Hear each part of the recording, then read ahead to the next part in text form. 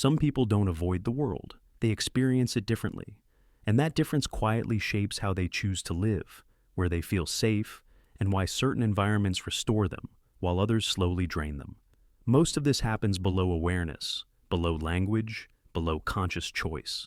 But once you see the pattern, you stop mislabeling yourself, and you start understanding your design.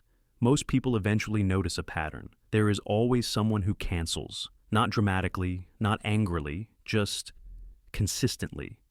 I'm tired, not tonight, maybe another time.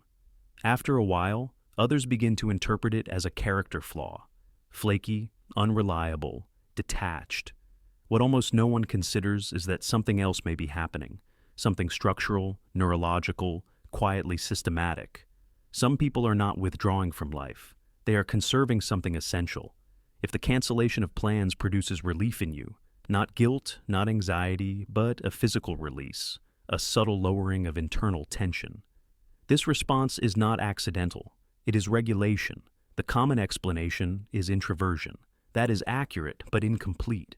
At the core is how different nervous systems restore equilibrium. Some nervous systems recover through stimulation, noise, movement, crowds, conversation, constant novelty. Energy increases as the environment becomes more active. Other nervous systems recover through reduction, lower sensory input, fewer variables, controlled conditions, silence. For this second group, interaction itself, even enjoyable interaction, consumes neurological resources. Enjoyment does not eliminate cost. Conversation drains even when it feels good. Presence drains even with people you love. Connection drains even when it is meaningful. Home becomes the only environment that reliably restores baseline function. Psychology describes this using optimal arousal theory. Every brain operates best within a specific stimulation range. Some nervous systems stabilize near intensity. Others stabilize near calm. Neither system is superior. They are simply different designs. From the outside, this can look like doing nothing. From the inside, it is biological repair. But stimulation preference explains only part of the attachment to home. The second layer is control. Outside environments introduce constant micro-instabilities, unpredictable noise, unexpected encounters, rapid social interpretation, performance pressure, crowded spaces that never fully allow the body to settle. For sensitive or overloaded nervous systems, these are not minor inconveniences. They accumulate into chronic strain. At home, those variables collapse. Lighting is chosen, sound is chosen, temperature, posture, pace, chosen. There is no need for continuous self-presentation, no decoding of tone, no monitoring of facial expression, no management of group dynamics.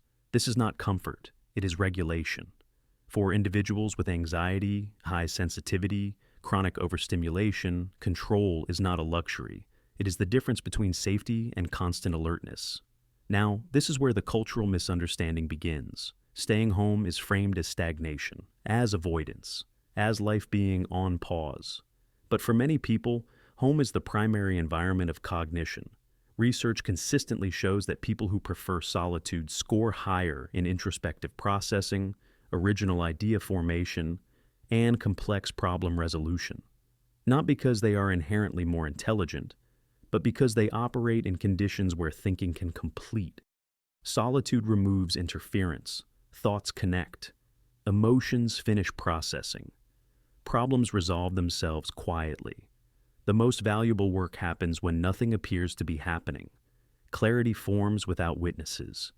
The best ideas are rarely born in crowded rooms. They surface in low-stimulus conditions, quiet, repetition, stillness, continuity. Yet modern culture promotes a different narrative.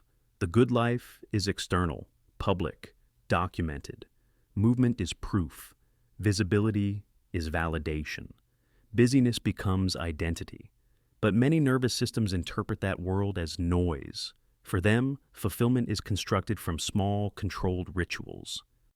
The same mug, the same chair, the same blanket, the same evening light.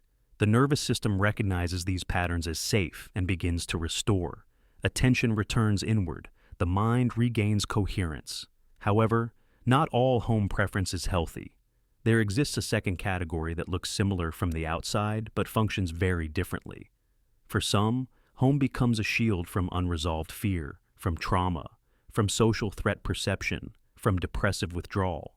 In this case, home is both refuge and restriction.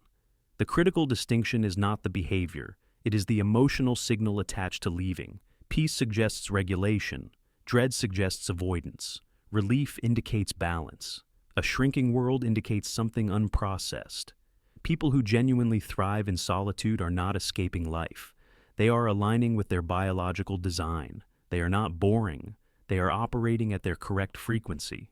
Low stimulation preference, deep cognition, controlled environments, high internal activity, depth over noise, clarity over performance, stability over spectacle. If this pattern describes you, there is nothing defective in it. It is not antisocial. It is structural. And when understood, it removes the need for apology.